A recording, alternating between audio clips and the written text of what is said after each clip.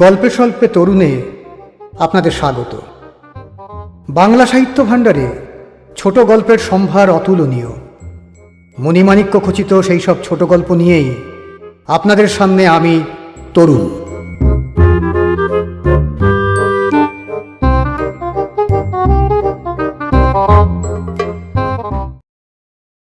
আজকের গল্প রামতারণ চাটুর্যে, অথর, রচনা বিভূতিভূষণ বন্দ্যোপাধ্যায়।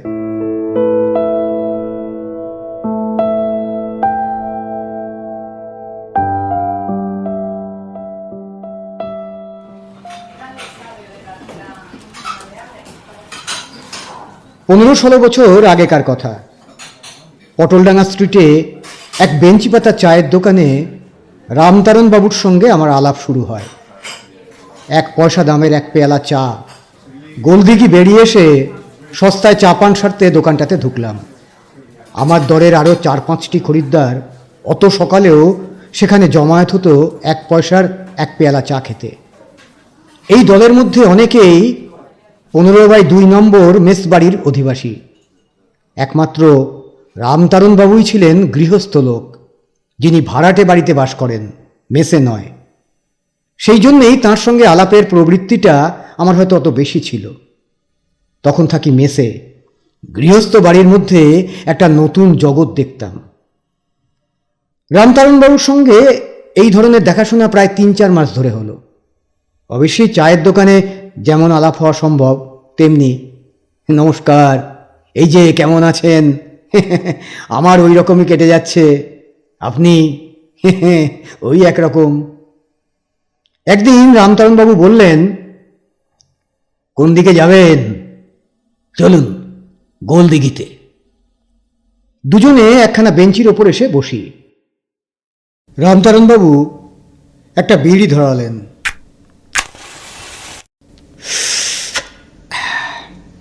তারপর বললেন, একটা কথা আজ শুনলাম, শুনে বড় খুশি হলাম, তাই আজ আপনাকে একটু আলাদা করে এখানে আনা। আপনি নাকি লেখক, শুনলাম নাকি একখানা বই লিখেছেন, অনেকে ভালো বলছে। আমার সসংকোচ বিনয়কে তিনি হাত নাড়া দিয়ে হটিয়ে বললেন, বাহ, এতে আর অত ইয়ের কারণ কি, ভালোই তো, বেশ বেশ, বড় সন্তুষ্ট হওয়া গেল। সুরেন কাল আমায় বিকেলে বলছিল কি না। আমি চুপ করেই রইলাম। রামতারণবাবুর বয়স আমার চেয়ে অনেক বেশি। মাথার চুল একটিও কাঁচা নেই। তাকে একটু সমীহ করেই চলতাম। বিড়ি সিগারেট চায়ের দোকানেও কখনো তাঁর সামনে খাইনি। রামতারণবাবু গম্ভীরভাবে বললেন, বড় আনন্দ হলো আপনার পরিচয় জেনে। শুনলাম নাকি আপনার বই বেশ বিক্রি টিক্রি হয়। ওই একরকম হয়, মন্দ নয় বটে। রামতারণবাবু একটু চুপ করে থেকে বললেন, তবুও কীরকম বিক্রি হয়? একটা এডিশন ফুরিয়েছে, আগে এই 2nd এডিশন চলছে। কতদিনে হলো? ধরুন তা প্রায় 1.5 বছর। বটে। রামতারণবাবু দীর্ঘ নিঃশ্বাস ফেলে চুপ করলেন। আমি ঠিক বুঝতে পারলাম না আমার বইয়ের 2nd এডিশন হওয়া এমন কি একটা সামাজিক দুর্ঘটনা। আবার তিনি বললেন, আজকাল হয়েছে তত সব বাজে বইয়ের আদর, লোকের রুচিও গিয়েছে নেমে। আমি মনে মনে ভীষণ রেগে গেলাম। আমি নতুন লিখতে আরম্ভ করিনি। 5-7 বছরের মধ্যে 2টো উপন্যাস ও অনেকগুলো ছোট গল্প লিখেছি। লোকে সেগুলো মন্দ বলেনি। উনি প্রবীণ ব্যক্তি, কোথায় আমায় উৎসাহ দেবেন তা নয়, আমার বইকে বাজে বইয়ের পর্যায়ে ফেলে দিলেন এক নিঃশ্বাসে। কি করে জানলেন উনি? পড়েছেন আমার বই? লেখকের অভিমান একটু বেশি। আমি বেঞ্চি থেকে উঠে বললাম, আচ্ছা চলি, কাজ আছে। না না, বসুন বসুন, এই দেখুন রেগে গেলেন। এই আপনাদের মতো ইয়ং লেখকদের বড্ড একটা শুনুন, আমি বলছি কি, আপনি বোধহয় জানেন না আমিও একজন অথর। অথর কথাটা বেশ গাল ভরা করে সময় নিয়ে টেনে টেনে উচ্চারণ করলেন। অথর। আমার বিরক্তি কেটে গেল এক মুহূর্তে। বিস্ময়ের সঙ্গে প্রশ্ন করি, ও আপনার কি কি বই? উপন্যাস না ধর্মগ্রন্থ? একটা সন্দেহ জেগেছিল মনে, বোধহয় ধর্মগ্রন্থই হবে। কিন্তু আমায় আরও বিস্মিত করে দিয়ে উনি বললেন, উপন্যাস। আমি বললাম, আপনার নাম তো রামতারণ রামতারণ চাটুর্যে, নাম শোনা আছে? আমার বইয়ের নাম রঙের গোলাম, পরশমণি, সোনার বাংলা। ও, কোথাও নাম শুনেছি বলে মনে করতে পারলাম না। তবুও আপ্যায়ন ও হৃদ্যতার সুরে বললাম, বেশ বেশ, বড় খুশি হলাম। এতদিন ধরে চায়ের দোকানে মেলামেশা, কই একথা তো এতদিন শুনিনি, আজই প্রথম। রামতারণবাবু বললেন, আরে আমিও তো আজ প্রথম। সেই থেকে ওর সঙ্গে আলাপ ঘনিষ্ঠ হয়ে জমল। রোজ চায়ের দোকানে দেখা, প্রায় গোলদিঘির বেঞ্চিতে দুজনে নিভৃত আলাপ। একদিন রামতারণবাবু বললেন, চলুন আমার বাড়ি একদিন চলুন, কবে যাবেন বলুন। এর 2-3 দিন আগে থেকে রামতারণবাবু আমায় ধরেছেন। তার একখানা বই আছে, বছর কয়েক আগে লিখেছেন, সেখানকার জন্যে প্রকাশক জোগাড় করে দিতে হবে। বুঝলাম যে বইখানা আমায় দেখাবার উদ্দেশ্যেই উনি বাড়িতে নিয়ে যেতে চান আমাকে। সেই জন্যেই যেতে নারাজ ছিলাম। কি জানি কীরকম বই, প্রকাশক জোগাড় করে দিতে পারবো কি না। বাড়ি গিয়ে মাখামাখি করলে একটা চক্ষু লজ্জার মধ্যে পড়তে হবে। সুতরাং আমি কাজের অজুহাত দেখিয়ে কেবলই দিন পিছিয়ে দিই। মাস 2 এভাবে কেটে গেল। একদিন সকালে মেসে বসে আছি, রামতারণবাবু এসে হাজির। কখনো আসেননি, একটু খাতির করা গেল ভালোভাবেই। প্রবীণ সাহিত্যিক তো বটে একজন। আমায় বললেন, একটা বিশেষ কাজে এলাম ভায়া। বলুন। আপনাকে বলতে কোনো আপত্তি নেই, আমার একখানা বইয়ের 2nd এডিশন হবে। 1st এডিশনের বই একখানাও আর বাজারে নেই, খবর পেয়েছি। একটা প্রকাশক জোগাড় করে দিন, কিছু টাকার বড় দরকার হয়েছে। বইখানা কি? রঙের গোলাম, আমার বইয়ের মধ্যে সবচেয়ে ভালো বই। বেশ নাম আছে বইখানার, বাজারে যাচাই করলেই দেখতেই বুঝতে পারবেন। ও, দিতেই হবে ভায়া, একটু টানাটানি পড়েছে চাকা গড়ির, কিছু আশা দরকার, যেখান থেকেই হোক, বুঝলেন। রামতারণবাবুর বাড়ি একদিন যেতেই হলো। একতলা 2-3টি ঘর, বাইরের ঘর নেই। তার বদলে ঢোকবার পথের অতি সংকীর্ণ স্থানটুকুতে একখানি বেঞ্চি পাতা, তাতেই বসলাম। রামতারণবাবু একটা বাটিতে চিঁড়ে ভাজা নিয়ে এলেন। একটি ছোট ছেলে চা দিয়ে গেল। আতিথেয়তার কোনো ত্রুটি হলো না। অত্যন্ত অনুরোধে পড়ে এসেছি। রামতারণবাবুর কোনো উপকার করতে পারবো কি? যদি পারি তো খুব আনন্দিত হব। সুতরাং কথাটা পেড়ে বললাম, তাহলে এবার? হ্যাঁ, এবার নিয়ে আসি।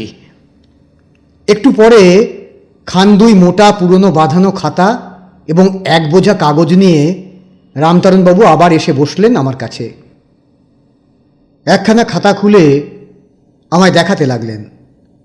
বিভিন্ন সংবাদপত্রে ও সাময়িক পত্রিকায় তাঁর বই সম্বন্ধে যেসব সমালোচনা বার হয়েছিল, সেগুলোর কাটিং আঠা দিয়ে মারা।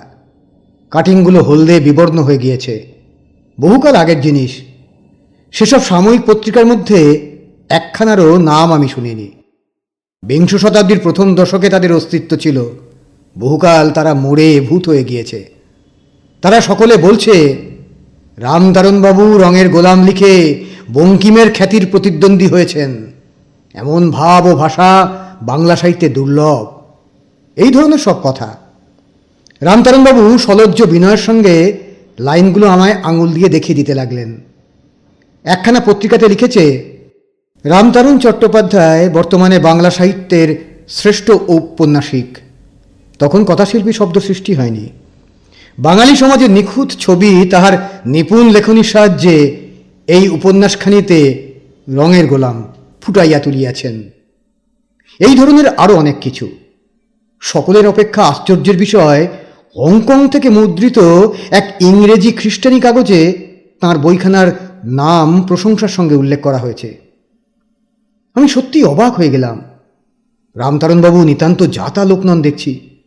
আমি নিজে লিখি বটে, কিন্তু কই, স্বদেশ ছাড়া বিদেশের কোনো কাগজে আজও পর্যন্ত আমার সম্বন্ধে একটা লাইনও বেরোয়নি। যত বড় তারা বলছে রামতারণবাবুকে, অত বড় আমাকে আজও কেউ বলেনি। কিন্তু এসব অতীত যুগের কাহিনী। আমি নিতান্ত বালক। যখন রামতারণবাবু বঙ্কিমের কলম কেড়ে নিই করছিলেন, যদিও উক্ত ব্যক্তি সে দুর্ঘটনা ঘটার পূর্বেই ইহলোক ত্যাগ করেছিলেন, কত যত্নে রামতারণবাবু খাতাখানা রেখে গিয়েছেন আজও।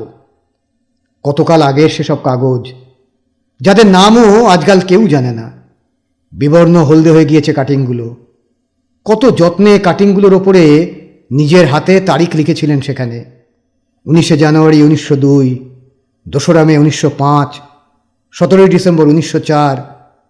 1934 সালে বসে সেসব তারিখকে যেন বহু যুগ পূর্বের কথা বলে মনে হচ্ছিল আমার। আমি তখন ছেলে মানুষ, হয়তো তুঁততলায় রাখাল মাস্টারের পাঠশালায় পড়ি। কতকাল কেটে গিয়েছে তারপর, কত ঘটনা ঘটে গেল আমার জীবনে, তবে এসেছে 1934 সাল আজ। আর উনি সেই সব দিনের নামজাদা লেখক। তবে এমন হলো কেন? এত যিনি নামজাদা লেখক এক সময়ের, আজ তিনি একখানা বই প্রকাশ করবার জন্যে আমার মতো লোকের শরণাপন্ন হয়েছেন কেন? 30 বৎসরের মধ্যে এমন গুরুতর পরিবর্তন কিভাবে সম্ভব হলো কি জানি। রামতারণবাবু হাসি মুখে বললেন, দেখলেন সব? আগে হ্যাঁ। হংকং টাইমসটার কাটিং দেখলেন? আগে দেখলাম। আপনার দেখছি আন্তর্জাতিক খ্যাতি ছিল এক সময়। তা ছিল। রামতারণবাবু সলজ্জ হাস্যে চুপ করলেন। আমি বললাম, কতদিন আপনি লেখেননি? লিখব না কেন, লিখি, তবে মধ্যে দিন কত বন্ধ করেছিলাম। কেন? ইংরেজি কাগজের মোহে পড়েছিলাম। সে কিরকম? একটা আমেরিকান পেপারে ভারতবর্ষের কথা লিখতাম, তারা বেশ টাকা দিত। তাতেই বাংলা লেখা ছাড়লেন? পয়সা পাচ্ছি ভালো, আর বাংলা লিখে কি হবে, এই ভাবলাম। তারপর? তারপর দেখলাম বাংলা না লিখলে মনের খুঁতখুতানি যাচ্ছে না। কতগুলো উপন্যাসের প্লটও মনে হলো। আবার তখন বাংলায় লিখতে হাত দিলাম, কিন্তু কি জানি কি হয়ে গিয়েছিল ইতিমধ্যে, আর প্রকাশক পাচ্ছি না মোটে। এদিকে সে আমেরিকান কাগজের সঙ্গেও আজকাল আর সম্পর্ক নেই, তারা হাত গুটিয়েছে। আগে বেশ টাকা দিত, কাগজ বোধহয় তাদের উঠেই গিয়েছে, চিঠিও লেখে না আর। তাই তো। রামতারণবাবু একটা বান্ডিল খুলে কতকগুলো পুরনো বই আমার সামনে ধরে বললেন, এই দেখুন আমার সব বই। অনেক দিনের ছাপা, অনেক দিন আগের কাগজ, সেকালের ধরনের চটকদার বাঁধাই, সোনার জলে রূপোর জলে নাম লেখা। বইগুলোর বাঁধাই শুধু শক্ত কাগজের বোর্ডের, কীরকম ঘোরানো গড়নের অক্ষর। গ্রন্থকারের নামের পূর্বে লেখা আছে, অমুক অমুক বইয়ের লেখক শ্রী রামতারণ চট্টোপাধ্যায়। একখানা বই হাতে দিয়ে রামতারণবাবু সগর্বে বললেন, এই আমার রঙের গোলাম। আগ্রহের সঙ্গে বইখানা হাতে নিলাম। বইখানার প্রথম দিকে এক সুদীর্ঘ ভূমিকা, শ্রী ভুবন মোহন সন্মন্য নাম লেখা আছে ভূমিকার শেষে। আর ভূমিকায় লেখা আছে, আমি এই পুস্তকখানির ভূমিকা লিখিতে অনুরুদ্ধ হইয়াছি, আমার সব ভালো লাগিয়াছে। আমার মনে হয় আমি নিঃসংকোচে লিখিতেছি। হিন্দুর পবিত্র বর্ণাশ্রম ধর্মের আদর যতদিন থাকিবে, ততদিন সাধারণ্যে এই পুস্তকখানির আদর, ইত্যাদি ইত্যাদি। কিন্তু এতবার যিনি আমি লিখেছেন ভূমিকায়, যাকে এত অনুরোধ করে ভূমিকা লেখানো হয়েছিল একদিন, আজ 30 বৎসর পরে তাঁকেও লোকে বেমালুম ভুলে গিয়েছে। আমার তো মনে হলো না এ নাম কখনো শুনেছি। রামতারণবাবু বললেন, ভূমিকাটা দেখেছেন? আগে হ্যাঁ। ভুবন বাড়ুজ্যের লেখা। কথাটা বলেই রামতারণবাবু আমার মুখের দিকে চাইলেন। বোধহয় লক্ষ্য করবার জন্যে নাম শুনে আমার মুখের ভাব কেমনতর হয়। কিন্তু আমার মুখের ভাবের উল্লেখযোগ্য কোনো পরিবর্তন হয়নি বলেই আমার ধারণা। তবুও গলায় যতদূর সম্ভব সম্ভ্রমের সুর এনে বললাম, হ্যাঁ তাই দেখছি। রামতারণবাবু বললেন, আরও আছে, বইয়ের পেছনে উল্টে দেখুন, অনেক লোকের মতামত ছাপানো আছে। আমি উল্টে দেখি, সত্যি অনেকে ভালো বলেছে বইখানাকে। ওদের মতামত ছেপে দেওয়া আছে বটে, কিন্তু যেসব লোকের মতামত ছাপানো হয়েছে তখনকার দিনে তাদের ব্যক্তিত্ব হয়তো যথেষ্টই ছিল, তাদের মতামতের মূল্যও ছিল সেই অনুপাতে। আজকাল তাদের কেউ চেনে না, তাদের মতামতের মূল্য কানা করিও না। যুগ পরিবর্তন হয়েছে। সেদিনের বাণী যারা শুনিয়েছিল, আমড়া গাছের পাকা পাতার মতো তাদের দিন ছড়ে গিয়েছে, তাদের আজ কেউ চেনে না। তত্ত্বটা কি অদ্ভুতভাবেই উপলব্ধি করলাম সেদিন সেখানে বসে। আমার সামনে নোনা ধরা পুরনো দেওয়াল, চুনবালি খসে অনেকখানি করে ইট বেরিয়ে পড়েছে, একগাদা পুরনো বাঁধানো খাতা, জীর্ণ হলদে বিবর্ণ খবরের কাগজের কাটিংয়ে ছাপানো জীর্ণ হলদে বিবর্ণ প্রশংসা। যাদের মতামত তারা ইহলোকের হিসেব চুকিয়ে ফেলেছে বহুকাল। পুরনো কাগজপত্রের ভ্যাপসা গন্ধ। প্রবীণ পক্ককেশ গ্রন্থকার রামতারণ চাটুর্যের সামনে বসে শিরাবহুল হাতে পুরনো বই খাতার পাতা উল্টাচ্ছেন। মন খারাপ না হয়ে পারে না। আমিও লেখক, আমার চেয়ে অনেক বড় দরের লেখক ছিলেন ইনি একদিন। দিন চলে যায়, থাকে না। এ যুগের বিখ্যাত ঔপন্যাসিকের বইয়ের জীর্ণ পাতা ও যুগে লাইব্রেরির আলমারির পেছনে তেলাপোকায় কাটে, ওজন দরে বিক্রি হয়। রামতারণবাবু বললেন, দেখেছেন, এই দেখুন রায় বাহাদুরের মত। কোন রায় বাহাদুর? রায় বাহাদুর যোগেন্দ্রনাথ মুন্সী। কত বড় ইয়ে! কলকাতায় হেন সভা ছিল না যেখানে রায় বাহাদুর সভাপতিত্ব না করতেন। ও, চিনলাম না। যেমন চিনিনি বইয়ের ভূমিকা লেখক ভুবনমোহন বাড়ুজ্যেকে। রামতারণবাবু এইবার রঙের গোলাম সম্বন্ধে বলতে আরম্ভ করলেন। কে পড়ে কবে কি বলেছিল, কোন সভায় তার সম্বন্ধে কি কি বলা হয়। রঙের গোলাম সম্পূর্ণ নতুন ধরনের জিনিস বাংলা সাহিত্যে। ও ধরনের প্লট নিয়ে কেউ কখনো লেখেনি। আমাকে বললেন, নিশ্চয়ই আপনি পড়েছেন। পড়েননি? পড়িনি এ কথা বলতে কষ্ট হলো ওর সাগ্রহ প্রশ্ন পড়া দৃষ্টির সামনে। বললাম, নিশ্চয়ই। এরপরেই তিনি তার উপন্যাসের পাণ্ডুলিপি দেখালেন। অনেক দিনের পাণ্ডুলিপি বলেই মনে হলো। আমায় বললেন, শোনাবো? একটু একটু করে পড়েন তিনি, আর আমি বসে বসে শুনি আর ঘাড় নাড়ি। মাঝে মাঝে বলেন, আপনার কেমন লাগছে? বলি, ভালোই লাগছে। ঘণ্টাখানেক কেটে গেল। 30 বছর আগের বাংলায় লেখা মামুলি প্লট বলে মনে হবারই কথা আমার কাছে। ওসব খোঁজ, ওসব কৌশল অনেক পেছনে ফেলে এসেছি আমরা। পাঠক, এই যুবক ও যুবতীকে কি চিনিতে পারিলেন? ইহারাই আমাদের নবকুমার ও ইন্দুমতি। বেলা যায় যায়। এতক্ষণে আমাদের আড্ডা বসেছে উদিত ভানু আপিলে।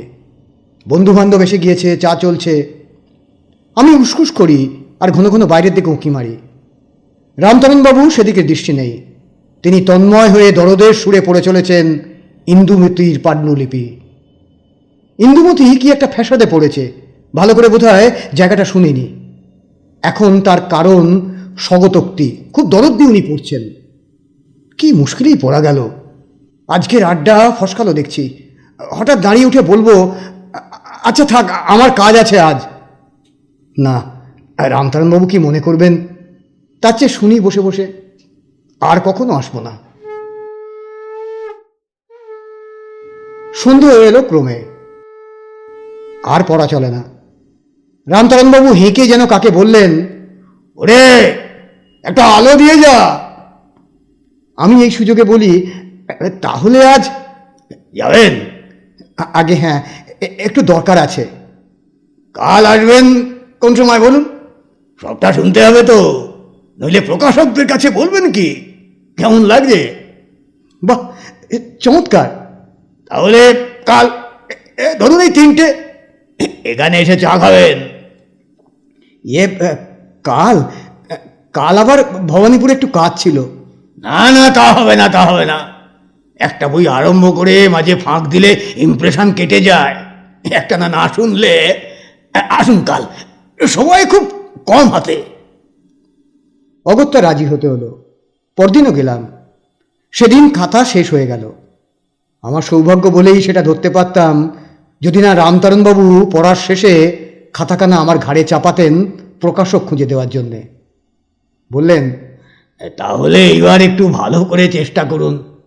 শুনলেন তো সবটা। এ ধরনের বই আজকাল কেউ লিখতে পারেন না মশাই। নিজের মুখেই বলছি, তা আপনি যাই ভাবুন, অথর হলেই হলো না। আমার ভাবনা অবশ্য ভিন্ন পথে গেল। এ যুগে চেষ্টা করলেও অমন বই লেখা যায় না ঠিকই। যুগের হাওয়া বদলেছে। রামতারণবাবুর যুগ ৩৫ বছর পিছিয়ে পড়ে গিয়েছে। চেষ্টা করিনি তা নয়, সত্যিই চেষ্টা করেছিলাম।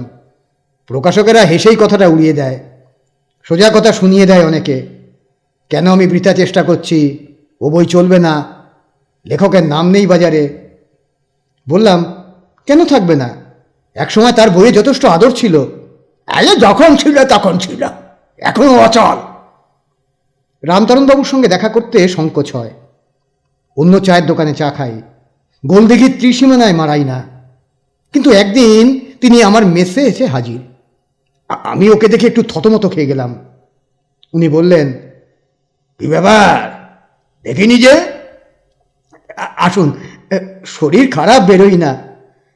বইখানার কতদূর কি হলো বলুন তো? আমার ছোট নাতনির অসুখ, কিছু টাকা বড় দরকার। কে কি বললে তাই বলুন। বড় বিপদে পড়ি। কেউ কিছুই বলেননি যে একথা তাকে শোনাতে আমার বড়ই বাধে। প্রবীণ লেখকের মনে সে রূঢ় আঘাত কেমন করে দিই। অবশেষে বললাম, একজনের সঙ্গে কথাবার্তা হচ্ছে। খাতা তারা নিয়ে নিয়েছে নাকি? না, মানে খাতা আমার কাছেই। রামতরণবাবু যেন দুর্ভাবনার দায় এড়িয়ে হাঁপ ছাড়লেন। প্রকাশকদের বিশ্বাস নেই, তারা অনেক সময় ভালো বই পেলে মেরে দেয়, আমি যেন খুব সাবধানে কাজ করি। অনেক সদুপদেশ দিলেন। আমি বেশ মন দিয়ে চেষ্টা করছি তো। ২-৩ জায়গায় ঘুরলাম, আরও রীতিমতো অনুনয় বিনয় করলাম ২-১ জায়গায়। তারা হেসে বললেন, আপনি অমন করছেন কেন ওর জন্যে বলুন তো? ওর বই চলবে না, আপনার নিজের বই আছে, তাকে নিয়ে আসুন, কালই প্রেসে দিচ্ছি। একজন অনভিজ্ঞ লোক বই ছাপবার ব্যবসা করতে এলো মুর্শিদাবাদ জেলা থেকে। আমার কাছে দিন কত ঘোরাঘুরি করলে। পয়সা বেশি নেই, কম টাকায় কাজ হাসিল করতে চায়। তাকে পাঠিয়ে দিলাম রামতারণবাবুর কাছে। সে চেনে না বিশেষ কোনো গ্রন্থকারকে। আমার মুখে শুনলে রামতারণবাবুর খ্যাতির কথা। ওর বাসা ঠিকানা দিয়ে পাঠিয়ে দিলাম ওর কাছে। সন্ধ্যার পরে লোকটা এলো আমার বাসায়, খুব খুশি। মস্ত বড় অথর ধরিয়ে দিয়েছি তাকে। আমার কাছে সে কৃতজ্ঞ থাকবে চিরকাল নাকি। কত বড় একজন লোক, বঙ্কিমচন্দ্রের মতো খ্যাতি ছিল এককালে। ইংরেজি কাগজে পর্যন্ত নাম বেরিয়েছে, তাও এখানকার কাগজে নয়, চীন দেশের। বুঝলাম রামতারণবাবু তাঁর পুরনো খাতাপত্র সব বের করেছিলেন এর সামনে। দিন ৫-৬ কেটে গেল, দুজনের কারো সঙ্গে দেখা হয় না। মনে মনে আশা হলো, রামতারণবাবুর নৌকা ডাঙায় ভিড়েছে এতদিনে। পরদিন আমি রামতারণবাবুর বাড়ি গেলাম। রামতারণবাবু স্নান করে উঠছেন সবে, ভিজে গামছা পরেই আমার সঙ্গে দেখা করতে এলেন। হাতে এক ডেলা বড় কাপড় কাচা সাবান। বললেন, কে? ও আপনি? আমি বলি বুঝি সেই ভদ্রলোক। কে? ওই যাকে আপনি পাঠিয়েছিলেন, বেশ লোক। কি ঠিক হলো? বসুন, আমি কাপড় ছেড়ে এসে সব বলছি। চা দিতে বলি? না, এতবেলায় আসুন আপনি। রামতারণবাবুর মনে খুব স্ফূর্তি। ফিরে এসে আমার কাছে বসলেন। আমি বললাম, কি ব্যাপার বলুন। এখনই আসবেন উনি, আজ টাকা দেবার কথা। কথা পাকাপাকি হয়ে গেল? কত টাকা মিটল? ১৫০ টাকা। দুজনেই বসে রইলাম অনেকক্ষণ, কেউ এলো না। আমি উঠে বাড়ি চলে এলাম। সেই প্রকাশকটি আমার কাছে দুপুরের পরেই এসে হাজির। বললাম, আপনি গেলেন না ওখানে? কতক্ষণ বসেছিলাম আমরা। না মশাই, ওর বই নেব না। কেন? চলবে না, সবাই বারণ করেছে। উনি সেকেলে লোক, ওর বই এখানে বিক্রি হবে না। তবু আমি অনেক বোঝালাম। ফল বিশেষ কিছু হলো না। সেই যে চলে গেল, আর আমি তাকে কোনোদিন দেখিনি। এই ঘটনার পরে 2-3 মাস কেটে গেল। রামতারণবাবুর আর কোনো খবর পাইনি। সে চায়ের দোকানেও তিনি আর আসেন না। 3 মাস পরে একদিন তার বাড়ি গেলাম। ওর নাতি আমায় বললে, আসুন, দাদুর বড় অসুখ, উনি আপনার কথা প্রায়ই বলেন, চলুন ও ঘরে। সে ঘরে গিয়ে দেখি রামতারণবাবু মলিন শয্যায় শুয়ে চোখ বুজে রয়েছেন। রোগীর মতো চেহারা নয়, কিন্তু বেশ সৌম্য মূর্তি। পাশে একখানা খবরের কাগজ, বোধহয় কিছু আগে পড়ছিলেন। বিছানার পাশে একখানা বেঞ্চিতে ময়লা কাপড়ের ঘেরাটোপে পুরনো কয়েকটি বাক্স তোরঙ্গ। দেওয়ালে ক্যালেন্ডার থেকে কাটা ছবি টাঙানো। কাঠের বাঁধাই সেকেলে আয়না একখানা। বিছানার পাশে একটা টুলে রামতারণবাবু আমায় বসবার নির্দেশ করলেন। বললাম, কেমন আছেন এখন? ওই অমনি, বুড়ো বয়সের জ্বর, শরীরটা দুর্বল হয়ে পড়েছে। দেখে সত্যিই কষ্ট হলো। দারিদ্র্যের কালিমাখা হাতের ছাপ ঘরের আসবাবপত্রে, মলিন বিছানায়, ছারপোকার ছোপ ধরা তক্তপোষে। 30-35 বৎসর পূর্বের একজন নামকরা লেখকের এই পরিণতি দেখে নিজের ভবিষ্যৎ সম্বন্ধে খুব পুলকিত হয়ে উঠলুম না, বলাই বাহুল্য। একথা ওকথার পর রামতারণবাবু বললেন, আচ্ছা, এক জুয়াচোরকে পাঠিয়েছিলেন মশাই, এই বলে গেল টাকা নিয়ে আসছি, তারপর আর এলোই না। ও আমাকে ভেবেছে কি, আমার এখানে ট্রেন লাইব্রেরির দোল গোবিন্দ সেন একদিন 300 টাকা দিয়ে খোসামত করতে একটা ছোট উপন্যাসের জন্য এসেছিল। এই 7-8 ফর্মা। ওর ভাগ্য ভালো যে 150 টাকায় ওকে বই দিতে রাজি হয়েছিলাম, তাও বুঝলো না। রামতারণবাবুর ব্যথা কোথায় জানতে দেরি হয় না। আমি কোনো কথা না বলে চুপ করে রইলাম। উনি বললেন, আপনার সঙ্গেও দেখা করেনি?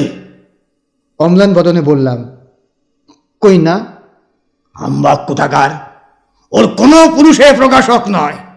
মুড়ি মিছরির যে একদর করে সে আবার প্রকাশক। অনেক পাবলিশার দেখেছি আমি, বুঝলেন, আমার এখানে ধরা দিয়েছে, বুঝলেন। নিশ্চয়ই, তা হবে না, কত বড় নাম আপনার। রামতারণবাবু আত্মপ্রসাদের প্রসন্ন হাসি হাসলেন। বললেন, সে আপনারা বুঝবেন মশাই, কারণ আপনারা লেখেন নিজেরা। ভালো হোক মন্দ হোক লেখেন তো। আমার রঙের গোলাম বইখানা পড়েছেন, দেখেছেন তো?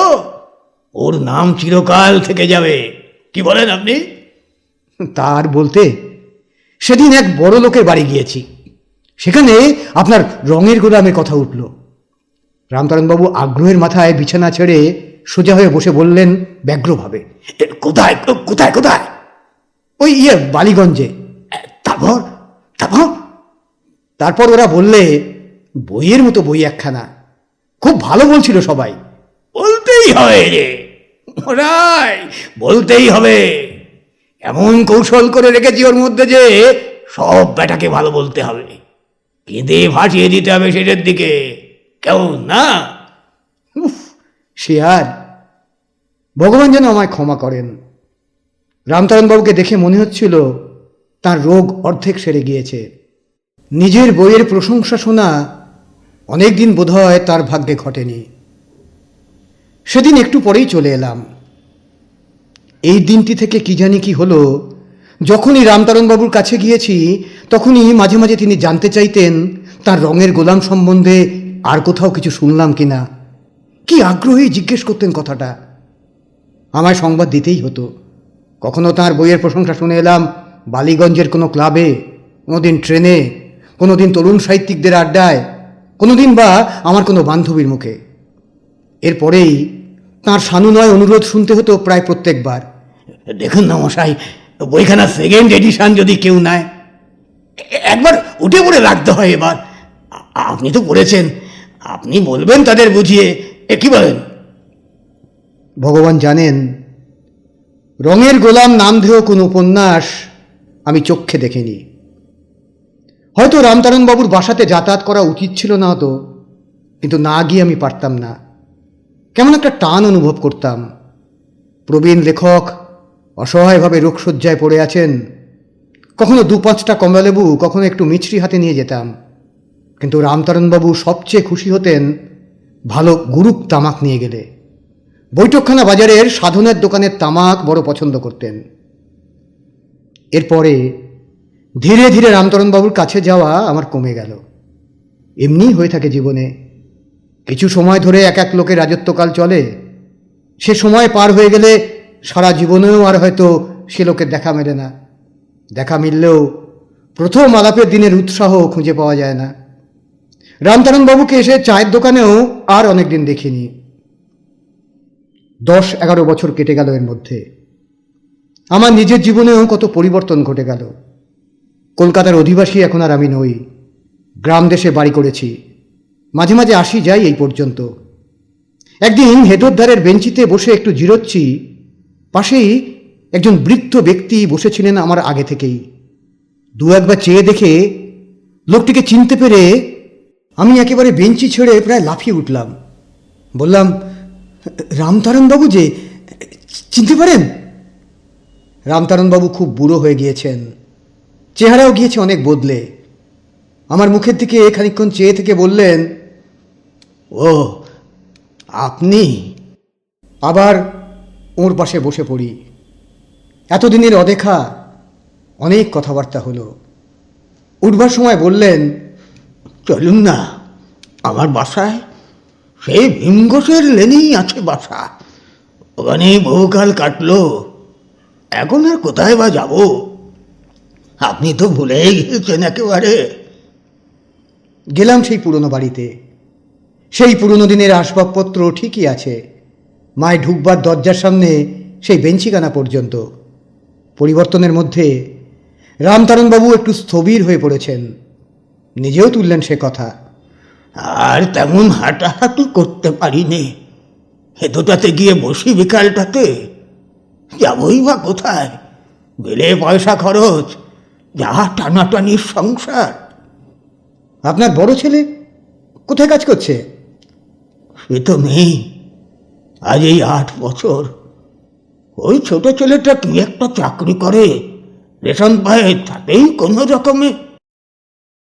কিছুক্ষণ চুপ করে রইলাম, কি কথা বলি।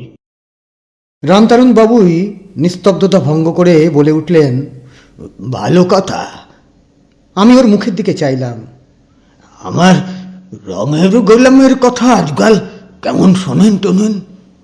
লোকে বলছে কি, আধুনিক জেনারেশনের মত কি, ওরা ওটা বুঝতে পারবে, ওদের জন্যেই ওটা লেখা।